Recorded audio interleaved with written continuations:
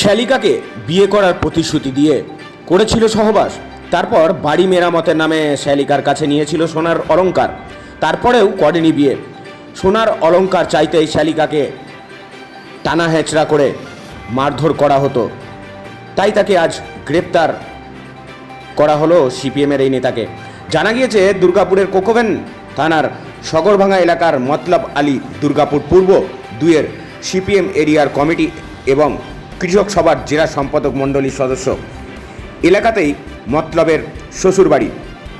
শ্যালিকার বিয়ে হয়েছিল বীরভূমের দুবরাজপুরে। শ্যালিকার স্বামী মারা যায় 2015 সালে। অভিযোগ, তারপর থেকেই শ্যালিকাকে বিয়ে করার প্রতিশ্রুতি দিয়ে বেশ কয়েকবার সহবাসও করে সিপিএম নেতা। সগরভাঙ্গা এলাকায় তার বাড়ি মেরামতের জন্য শ্যালিকার কাছে 8 ভরি সোনার অলংকার নেন। 7 বছর পেরিয়ে যাবার পরে বিয়েও করেনি আর সোনার অলংকারও ফেরত দেয়নি। কয়েকদিন ধরে সেই সোনার অলংকার ফেরত চাইছিল শ্যালিকা। রবিবার সোনার অলংকার ফেরত নেওয়ার জন্য শ্যালিকাকে দুর্গাপুরে ডাকে মতলব আলী। মতলবের বাড়িতে শ্যালিকা আসতেই আবার তাকে মারধর টানা হেঁচড়া শুরু করেন। কোনো ক্রমে সেখান থেকে বেরিয়ে কোকোভেন থানায় মতলবের বিরুদ্ধে লিখিত অভিযোগ দায়ের করেন।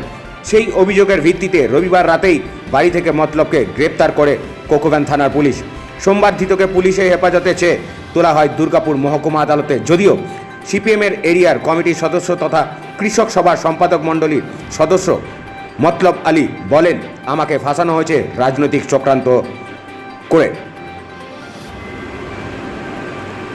দেখছেন সরাসরি দুর্গাপুর থেকে কোর্টের সেই ছবি।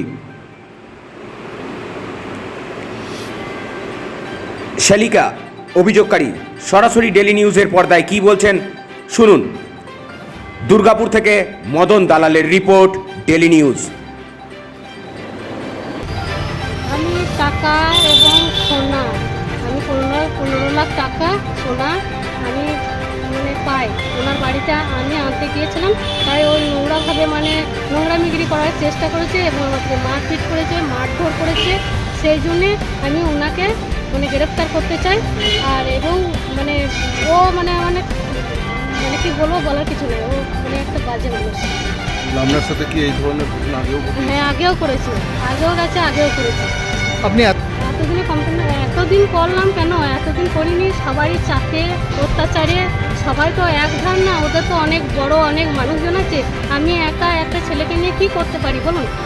চাপ দিত, আমার ছেলেকে মেরে দিবে, মার্ডার করে দিবে, মারধর করবে, কেটে ড্রেনে ফেলে দিবে। কোনো পলিটিক্যাল চাপ দিত? উনি নেতা ছিলেন, প্রভাবশালী নেতা? নেতা ছিলেন, সিপিএম নেতা ছিলেন। ভয় দেখাতো, আমার ছেলেকে মারপিটও করেছে দুবার।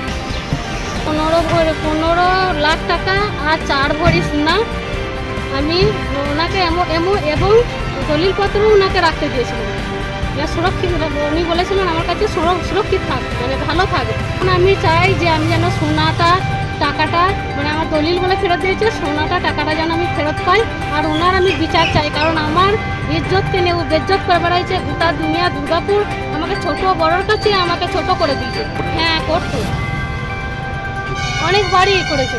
যতবার গিয়েছে আমার বাড়িতে ততবারই করেছে। আপনার স্বামী মারা যাওয়ার পর? আমার স্বামী মারা যাওয়ার পর, আমার স্বামী 8-9 বছর হলো মারা যাওয়া। হ্যাঁ, ও কিন্তু তখন আমি তো অসহায় হয়ে গেলাম, 2টো ছেলে আর একটা মেয়েকে নিয়ে, তখন ও সুযোগ নিল। তো আমার সম্পর্কে উনি জামাইবাবু হন।